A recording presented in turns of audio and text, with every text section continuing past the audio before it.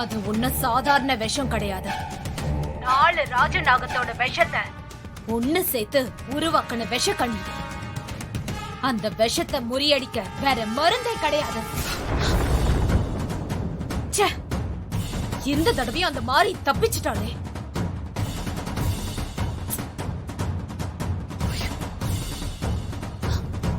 ச்சே.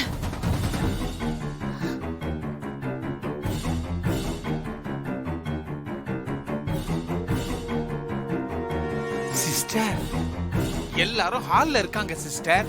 விஷக்கடிய சாப்பிட்ட ஸ்ரீஜா மட்டும் ரூம்ல இருக்கறா. அவ எப்படி இருக்கறா, என்ன ஆனான்னு ஒண்ணுமே தெரியலையே சிஸ்டர். இப்பதான் மித்ரா கிட்ட பேசினேன்.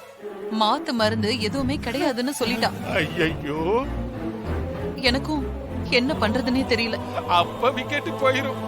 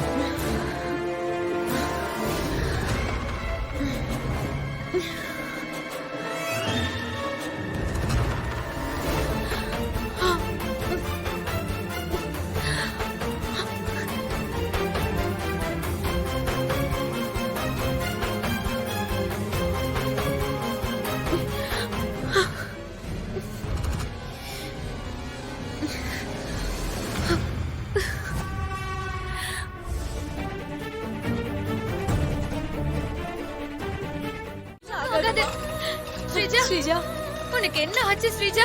கண்ணை திறந்து பாரு ஸ்ரீஜா. ஸ்ரீஜா, உனக்கு ஒண்ணும் ஆகாது. ஓகே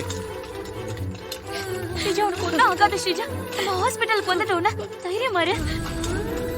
ஸ்ரீஜா, கண்ணை திறந்து பாருமா. பாருங்க மாதாஜி, மக பாவம். ஸ்ரீஜா, டாக்டர். ஐயோ, டாக்டர் எங்க போனாரு? டாக்டர், என்னாச்சு மறுபடியும்? பாருங்க, வளகாப்பு முடிஞ்சு நல்லபடியா சாப்பிட்டு ரெஸ்ட் எடுக்க ரூமுக்கு போனா திடீர்னு மயக்கம் போட்டு விழுந்துட்டா டாக்டர்.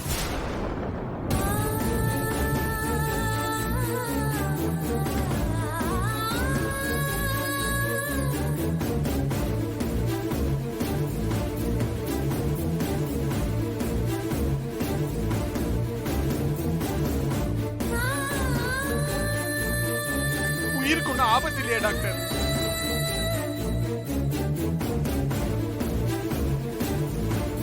டாக்டர், எப்படி இருக்கா? ஒன்னும் பிரச்சனை இல்லைல்ல? இப்ப எதுவும் சொல்ல முடியாது, கிரிட்டிக்கலா தான் இருக்கு.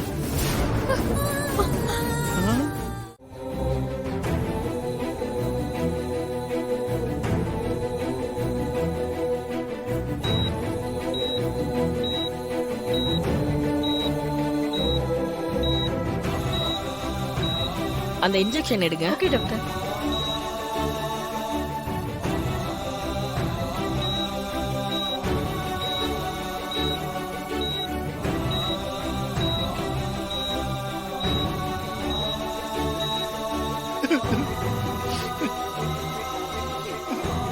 என்ன சங்கரபாண்டி, கண்ணெல்லாம் கலங்கி இருக்கு.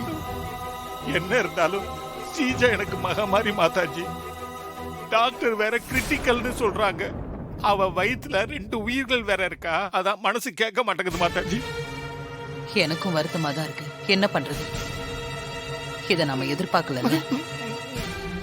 என்ன இருந்தாலும் ஸ்ரீஜா நம்ம எதிரி டீமை சேர்ந்தவ. அதனால உன் சென்டிமெண்ட் குறைச்சுக்கோ.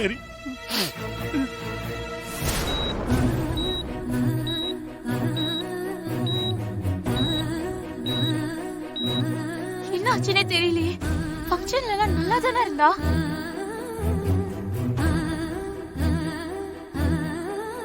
யாரு கண்ணு பட்டுச்சோ, வாயும் வயிறுமா இருக்கிற பொண்ணு இப்படி பேச்சு மூச்சு இல்லாம கிடக்குறா. வயித்துல வர ரெட்ட புள்ள இருக்கு. கடவுளே, நீதான் காப்பாத்தணும். ரெட்ட குழந்தை பிறக்க போது நான் அம்மாக போறேன்னு இவ்வளவு சந்தோஷமா இருந்தா தெரியுமா? ஆனா இப்படி ஆயிடுச்சு.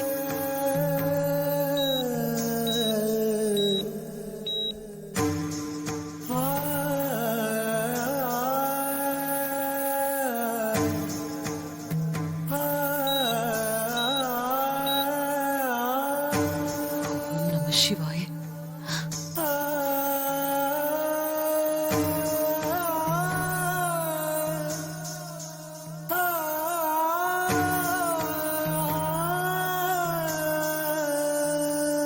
அந்த காசி விஸ்வநாதரும் கால பைரவரும் நம்மள கைவிட மாட்டாங்க. ஸ்ரீஜாவுக்கு ஒண்ணும் ஆகாது. எல்லாரும் கொஞ்சம் தைரியமா இருங்க. ஓம் நம சிவாய. ஓம் நம சிவாய.